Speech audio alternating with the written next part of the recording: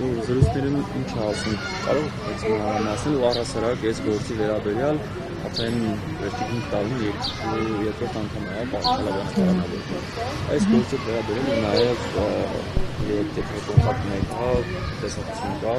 ինչ ասում, ինչ խոսում։ Այս պայծրությամբ ավելի իրոք արդեն համարյա 50 օր գտնվում ենք, կարծեմ հենց 50 օր գտնվում ենք Կալանքում եւ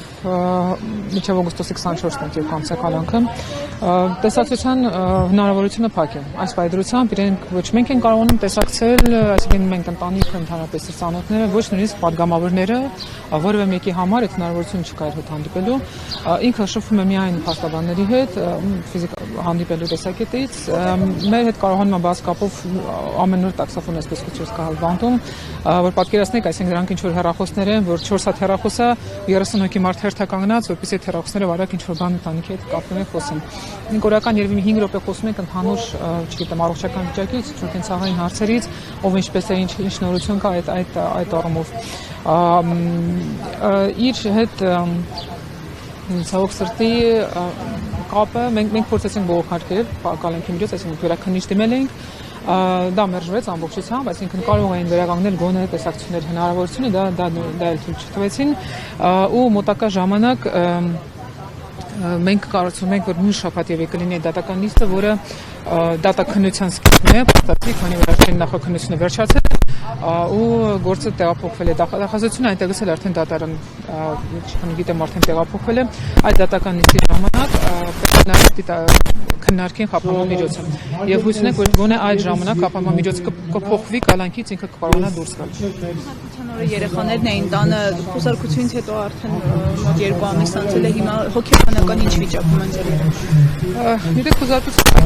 երբ որ մարդիկ գալիս են առավոտվա 7-ին, դուրը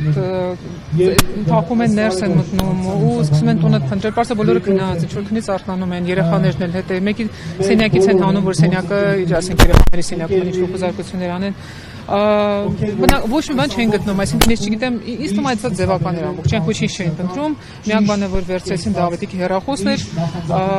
ու վերջում էլ ասացին որ ձերբակալում են, այսինքն դա ինչ որ sense ինչ որ քայլեր հաջորդականությունը միանգամից կարող էին ասել ձերբակալություն թույլ տանեն։ Հոգեբանները իրենց համար իհարկե բարդ է, իրենց շատ դժվար է բացատրել, թե կոնկրետ ինչի համար է Դավիթը հիմա գտնվում բան։ Ինչու են իրեն մեղադրում, ինչ վատ բան են արել, այսինքն բացատրում ենք որ ոչինչ չկա այդ գործի մեջ, ոչ մի փաստացի հիմք չկա եւ հիմա նախաքննությունը վերջացել է, փաստացի գործին ծանոթանալուց հետո այնտեղ ոչ մի, այսպես ասած,